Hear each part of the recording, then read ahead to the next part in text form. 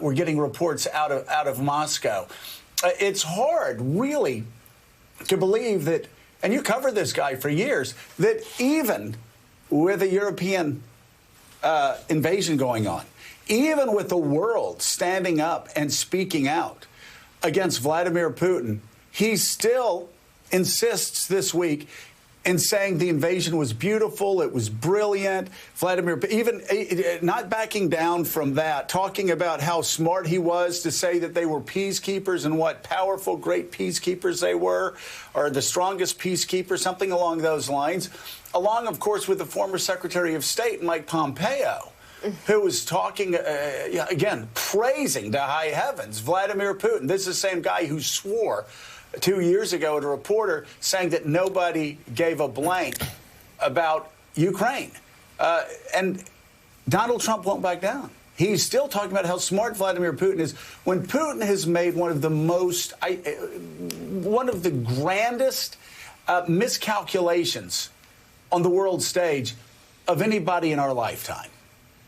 Yeah, that moment at the end of The Last Jedi you mentioned comes right as Luke Skywalker fends off Kylo Ren and brushes the dirt off his shoulder. And oddly, a rebel soldier tastes the salt planet, which I never quite understood. But you're right here about the former president, that he, of course, throughout his time as a candidate and then as president of the United States, was wildly deferential to Vladimir Putin. We saw him in Helsinki side with Putin over the U.S. intelligence agencies about their assessment of Russia's election interference, and he hasn't backed off of that. We know he has been drawn to strongmen, Putin in particular, and was praising him as savvy and smart and canny just a few days ago. Pompeo used the same words, savvy. It almost seemed like a talking point in Trump world to describe Putin. And we have seen Trump have to back off a little bit over the last few days. He spent some time yesterday praising the Ukrainians. He praised Zelensky, but he still wouldn't truthfully condemn what Putin did or what Putin stands for. He never has. And that's going to be an uncomfortable moment, perhaps, for him as he clearly enters the political arena again. That speech yesterday, or over the weekend at CPAC, almost felt like a 2024 kickoff. In fact, at one point, Trump almost casually mentioned, hey, we're going to run again for a third time.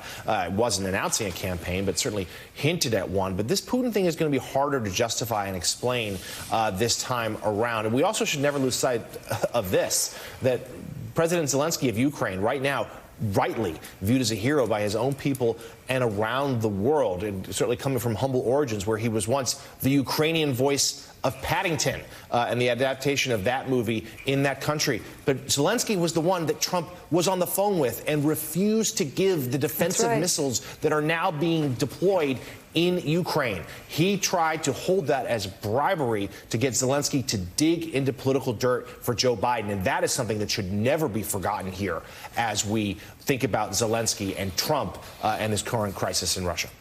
Well, no doubt about it. He asked for the missiles. He said, I'd like you to do us a favor, though, because our country's been through a lot, and Ukraine knows a lot about it. Again, shaking him down, blackmailing him, political dirt for defensive weapons.